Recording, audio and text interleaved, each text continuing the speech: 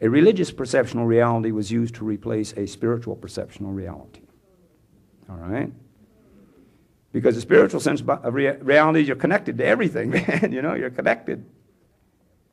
But in the religious perceptional reality, see, you committed a crime for being born. See, you're for getting here. Yeah, I didn't make this up. I'm not making it up now. Right? And so anyway, in order to justify being here, to get to stay, right, you had to submit to the male dominator chain of command, the authoritarian system.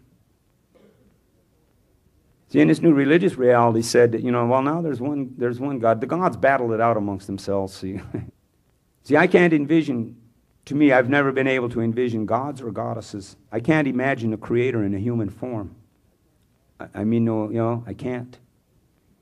And I think our path to trouble started when we started to do it that way. All right, you know, looking at the earth as the mother and these things, you know, call her the goddess, whatever, and this and that. See, but I don't go with God because I know that's a limited perceptional reality. See, they forced it on us, but the trouble came. See, when we decided that the creator entity had a human form. See, because then that rationalized and justified mistreating the rest of the natural world. All right, I mean, sexism and racism came out of this perceptional change because once the earth, you know, under the new God thing, see, the earth was no longer the mother. The earth was the property of this new God and all God's children. See, God didn't have a lot then, but they were very mean, so their numbers expanded through terror. See, but God's children, their job and objective was to subdue the earth for this God. So in order to achieve that objective, they had to create sexism. See, sexism's got to do with how we live with the earth. And racism, because now the earth was property, you know, and all spiritual value was away from the earth, you know. Real spiritual value was now a religious perceptional thing, and right, so it wasn't all-encompassing. It wasn't just a part of the reality anymore. So not a one of our people really went for this. Because it's like, you know, this is a major perceptional reality change. But anyway, we committed a moral crime for getting here, so now we had to submit to that worldview. To me, coherently to me, it's clearly a very blatant perceptional altering how one perceives reality. I mean, it's brainwashing intensified at its maximum, right? Because our ancestors were forced to see life differently in order to remain just physically alive. All right, you know, it's like, I don't really know that much about what happened to Europe, but I would suggest every person of European descendancy that you go and you study. You want to know more about your reality? Go and study your tribal ancestry and see how you got civilized. All right? See how you got civilized. Because terrible things happened. And these terrible things, these are what altered the perceptional reality. See, and because the basic part of this, and that altering of the perceptional reality, what we're getting down to is it made us become irresponsible as human beings. Because, see, we can blame the bad guys for being bad guys, but that don't work. It's not enough. It's about human beings remembering their spiritual identity and accepting the responsibility from that perceptional reality. Taking responsibility. Because the bad guys only get away with what they get away with because we don't take responsibility. Because there's a difference between blaming somebody for something and taking responsibility. So when Columbus got here, he got off the boat and he said to the first people he saw, "Who are you?" And the first people he saw said, "We're human beings." And Columbus said, "Oh, Indians." And right now when I'm talking, Columbus is every descendant of the tribe of Europe that came. Right? We're not talking one person here. We're talking a mindset. All right? This is a mentality that came, the Columbus mentality, we name it. Right? But it isn't about discovering. This is, you know, it's like almost like this is when the virus got here. And this is how long it's been here. But because, you know, we've never had this disease before, that we have no natural, we don't have an immunity to it. But if we can survive the ravages of this disease, we will evolve an immunity to it because we are the part of the earth, and that's what happens. Right? Anyway, Columbus got here. And he didn't know what it meant to be a human being. See, that perceptual reality of being a human being and what it really meant had been erased from descendants of the tribes of Europe by the time they got here.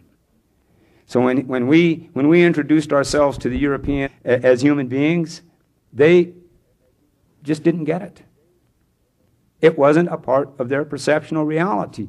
They might know how to say the words, right? But being a human being had changed in their reality, right? We know there was an Inquisition. And this Inquisition went on for 400 or 500 years in Europe. The purpose of the Inquisition was to alter the perceptual reality of the descendants of the tribes of Europe, to make them believe and see reality the way the church wanted them to believe and see reality. The church called it, they waged a war for possession. This is important. They waged a war for the possession of the souls of the godless heathens. And to be a godless heathen, you just didn't believe in God. It wasn't part of your reality.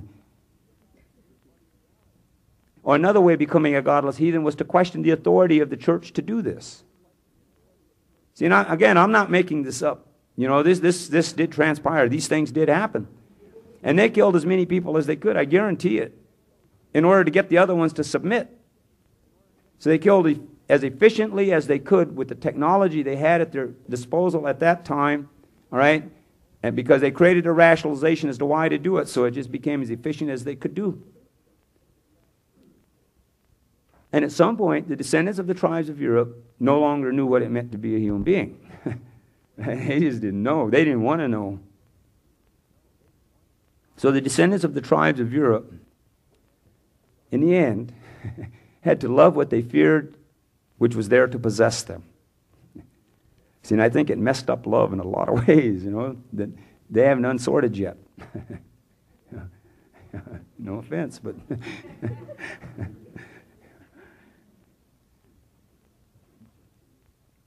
But anyway, all of this took place through our intelligence. Our intelligence. Now, whoever it is we pray to, right? Whoever it is we pray to, however we pray, however we do that, all right? I think that we have an obligation and a responsibility, and it's about respect. If we respect our Creator, then we should use our intelligence as intelligently as we can, as often as we can. And that means with clarity and coherency. That means to activate and respect our intelligence and activate the thinking process so that it's going the way we want it to be, because that's why it was given to us. Our intelligence, as the human being part of all of this reality that's going on, we were given intelligence. This is what was there to help us through the evolutionary reality, to ride the balance, so to speak, of the evolution. With our intelligence, it's our medicine, it's our protection, it's our self-defense. Those fears and doubts and insecurity in one's daily mind and reality, how much do they affect one's daily mind and reality? How much do they affect the ones of the people around them that they're connected to and cared about, that they care about? So what's the repercussions of the fears and the doubts and insecurity? Because I guarantee you, every day when we get up, we use our intelligence to create those effects. So it isn't that we're not using our intelligence or we can't use our intelligence. We can't stop using our intelligence. But it's about, as human beings, taking the responsibility to be as clear as one possibly can be about it and use our intelligence the way our Creator gave it to us to use. Keep the balance.